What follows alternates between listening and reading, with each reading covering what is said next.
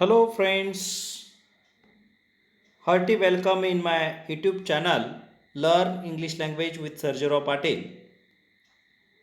Today, we are going to discuss appreciation of the poem Basketful of Moonlight. In the last session, we have discussed the central idea of this poem and we have explained the poem stanza by stanza. Now, I would like to discuss some poetic devices and appreciation of this poem. विद्यार्थी मित्रो, पाठीमागच्या सेशनमध्ये आपण कवितेचा सारांश पाहिला आणि कविता stanza bye stanza आपण कविता एक्सप्लेन केली आणि आता आपण काही पोएटिक डिव्हायसेस आणि ॲप्रिसिएशन या कवितेचं पाहणार आहे. तुम्हाला माहीत आहे की बोर्डाच्या पेपरमध्ये 5 मार्कासाठी ॲप्रिसिएशनवरती प्रश्न विचारला जातो. तर ॲप्रिसिएशन आणि काही पोएटिक डिव्हायसेस पाहणार आहे. So let's start some poetic devices.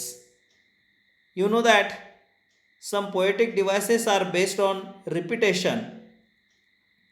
First one is a repetition. When a word is repeated for 2 or more than 2 times in the same line, then it is called repetition. विद्यार्थी मित्रो, पुनरावृत्ती आधारित काही अलंकार आहेत. त्यातला पहिला अलंकार आहे पुनरावृत्तीच, त्याला रिपिटेशन म्हणतात. जेव्हा एका ओळीमध्ये एखादा शब्द 2 वेळा किंवा 2 वेळापेक्षा जास्त वेळा आला म्हणजेच त्या शब्दाची पुनरावृत्ती झाली तर त्याला हे रिपिटेशनचं उदाहरण म्हणून ओळखलं जातं किंवा त्या ओळीमध्ये रिपिटेशन हा अलंकार वापरलेला आहे असं म्हणलं जातं. आता उदाहरण बघूया आपण. Example, rain rain go away.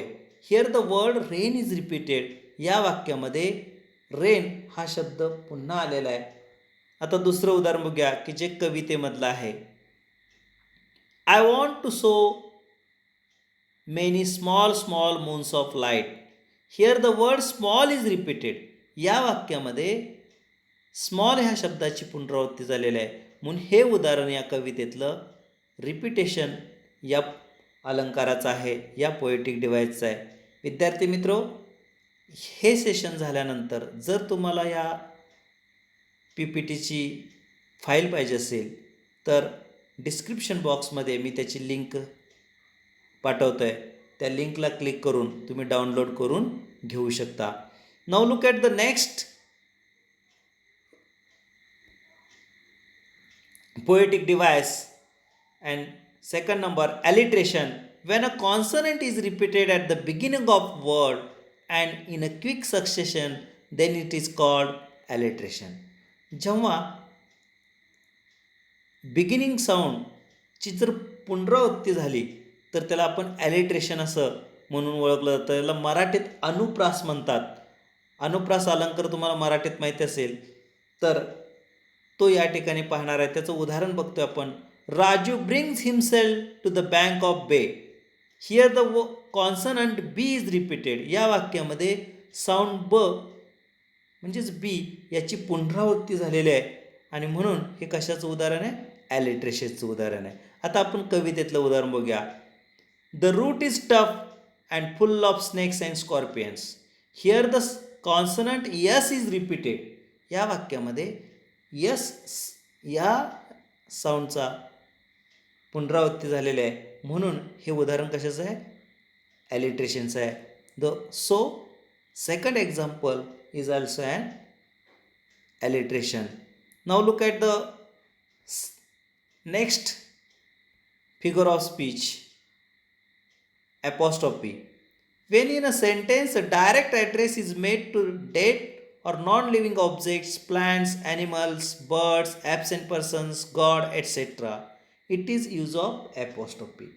आता याचा जर मराठीत अर्थ बघितला तर apostrophe या शब्दाचा अर्थ परोक्ष संबोधन, म्हणजे जी गोष्ट उपस्थित नाही, एखाद्याच्या अनुपस्थित त्याला उद्देशून बोललं जातं तेव्हा त्याला ॲपॉस्ट्रॉफी म्हणलं जातं. त्या फिगर ऑफ स्पीचला, त्या पोएटिक डिव्हाइसला ॲपॉस्ट्रॉफी असं म्हणलं जातं. त्याचं उदाहरण बघितल्यानंतर तुमच्या लक्षात येईल.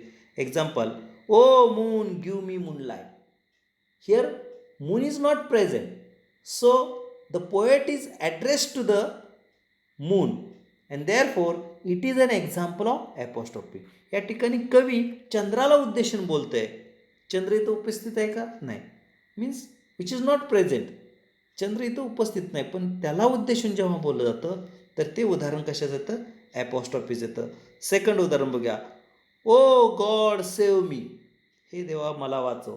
हे कवितेतली जर ओळ असेल तर हे कशाचं उदाहरण आहे? Apostrophe. Y? Because God is not present. कारण देव तिथं उपस्थित नाही, त्याला उद्देशून बोललं जातं आहे. अशा वेळी हे उदाहरण कशाचं होतं? ॲपॉस्ट्रॉफीचं होतं. आता आपण पुढची पोएटिक डिव्हाइस पाहतोय आणि त्याचं नाव आहे tautology. When the same meaning is expressed more than once using the different words which is in fact unnecessary is called tautology. आता टॉटॉलॉजी या शब्दाचा अर्थ बघितला तर अनावश्यक पुनरावृत्ती. एखाद्या वाक्यामध्ये एकाच अर्थाचे दोन शब्द वेगवेगळे वापरले जातात आणि अनावश्यक वापरले जातात, तेव्हा त्या अलंकाराला टॉटॉलॉजी म्हटलं जातं. त्याचं उदाहरण बघूया आपण कवितेतलं. Example number 1, I want to hear fairy tales and stories from him. आता या वाक्यामध्ये टेल्स अँड स्टोरीज या दोन्हीचा अर्थ कथाच होतो, पण दोन वेगवेगळे शब्द कवीनं मुद्दाम वापरलेले आहेत आणि म्हणून हे उदाहरण कशाचं होते? टॉटॉलॉजीज होते. सेकंड उदाहरण पाहूया आपण. Go immediately at once. Here immediately and at once are use in the same meaning. या ठिकाणी इमिजिएटली आणि ॲट वन्स हे दोन्ही शब्द एकाच अर्थाने वापरलेले आहेत, म्हणून हे कशाचं उदाहरण आहे? टॉटॉलॉजीचं उदाहरण आहे. विद्यार्थी मित्रो, आत्तापर्यंत आपण 4 पोएटिक डिव्हायसेस पाहिलेले आहेत. आता आपण पुढचं पोएटिक डिव्हाइस पाहणार आहे आणि त्याचं नाव आहे antithesis. When two contradictory words or ideas are place close to each other to highlight the contrast, then it is called antithesis. Antithesis ह्या अलंकारामध्ये अगदी विरुद्ध गोष्टी एकाच वाक्यात वापरल्या जातात, तेव्हा त्या वाक्याला अँटिथेसिस अलंकाराचं वाक्य, अँटिथेसिस पोएटिक डिव्हाइसचं वाक्य असं म्हणलं जातं. आता आपण त्याचं उदाहरण बघूया. या कवितेमध्ये आलेलं, two contrastive ideas for two different things. दोन वेगवेगळ्या गोष्टीसाठी विरुद्ध कल्पना एकाच वाक्यात मांडल्या जातात, त्याला अँटिथेसिस म्हणतात. I want to light the dark room. Here light and dark these are two contrastive ideas. ह्या दोन विरुद्ध गोष्टी आहेत. आता दुसरं उदाहरण बघूया. When the funds are low and the debts are high. या वाक्यामध्ये लो आणि हाय हे दोन विरुद्ध कल्पना एकत्र मांडलेल्या आहेत, म्हणून हे उदाहरण कशाचं आहे? अँटिथेसिसचं आहे. Two contradictive words or ideas are place close to each other to highlight contrast, then it is called antithesis. विद्यार्थी मित्रो, माझ्या माहितीप्रमाणे तुम्हाला पोएटिक डिव्हायसेस समजलेले असतील, फिगर ऑफ स्पीच समजले असतील. Now we are going to discuss about appreciation. Right and appreciation of the poem basket full of moonlight. असा परीक्षेमध्ये 5 मार्काला प्रश्न विचारला जातो. त्यात 5 मुद्दे असतात. पहिला मुद्दा आहे title basket full of moonlight. इतकं जरी लिहिलं तरी अर्धा मार्क मिळतो आणि याचं पूर्ण वाक्यात उत्तर द्यायचं म्हटलं तर the title of this poem is basket full of moonlight.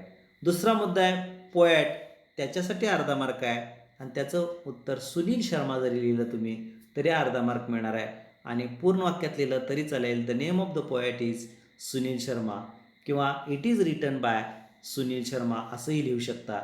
हा अर्धा मार्कासाठी मुद्दा आहे. तिसरा मुद्दा आहे रायम स्कीम. त्याचं उत्तर असं लिहू शकता आहे, there is no regular rhyme scheme in this poem. This poem is written in a free verse or blank verse. असं लिहिलं तर तुम्हाला 1 मार्क मिळेल आणि एका वाक्यात त्याचं उत्तर लिहायचं म्हणलं तर it is an example of free verse poem असं सुद्धा लिहू शकताय. आणि चौथा मुद्दा आहे तो 1 मार्कासाठी आहे. Figure of speech. ह्याच्यामध्ये कोणतं एक उदाहरण द्यायचं तुम्हाला. ॲपॉस्ट्रॉफी ह्याचं उदाहरणसुद्धा दिलं आहे बघा. O moon give me moonlight.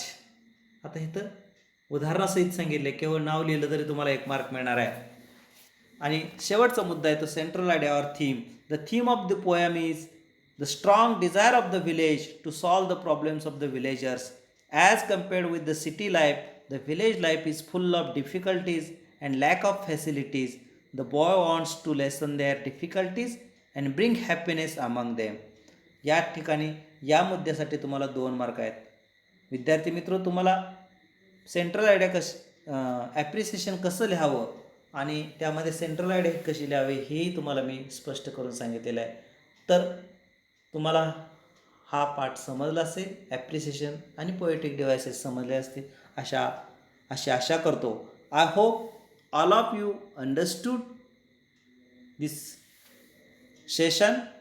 If you like this session, please like, share and subscribe my YouTube channel. Thank you very much.